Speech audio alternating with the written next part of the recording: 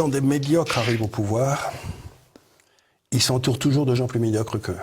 Donc, si vous voulez, Chirac s'est entouré de demi-crétins. Les demi-crétins qui ont réussi à arriver après lui sont entourés de gens qui étaient encore plus mauvais qu'eux.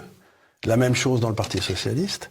Et donc, après 5 ou 6, mettons 2 ou 3 générations comme ça, où la méthode de sélection, c'est quand même pour le chef de choisir les gens les plus nuls de façon à ce qu'ils lui fassent pas d'ombre, on n'a plus personne. Si vous regardez de façon dépassionnée les derniers présidents de la République française, vous ne pouvez pas vous empêcher de penser que depuis Pompidou, chacun était plus mauvais que le précédent. C'est-à-dire qu'on est passé à Giscard, qui avait ses défauts, mais pas mais aussi des qualités.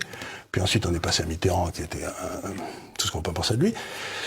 Puis ensuite, on est passé à Chirac, puis à Sarko. Puis quand on est arrivé à Hollande, je me suis dit, on peut pas aller plus bas, c'est le pied, maintenant on a touché le fond, quoi. Eh ben si. On est allé pire. On est allé pire. L'actuel, en plus, si vous voulez, il n'a pas le moindre doute. Voilà, il n'a pas de doute. Il n'a pas de doute sur sa capacité à être un changeur d'histoire. Mais oui, il se prend pour Jupiter alors qu'il n'est que Procuste. Voilà. Il est plutôt Narcisse. Ou Narcisse. Alors il y a Narcisse, oui, bien sûr. Il se regarde dans l'eau, il se trouve beau.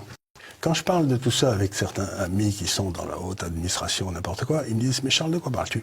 Ça n'a jamais été aussi bien pour nous. » Ils pètent dans la soie. Mais le peuple, oui, il souffre comme un malade. Ah mais absolument. Donc absolument. ces gens-là sont vraiment... ils ont qu'à manger de la brioche. C'est pas la France qui est en déshérence, c'est le peuple français qui est en déshérence. Personne ne s'occupe de lui.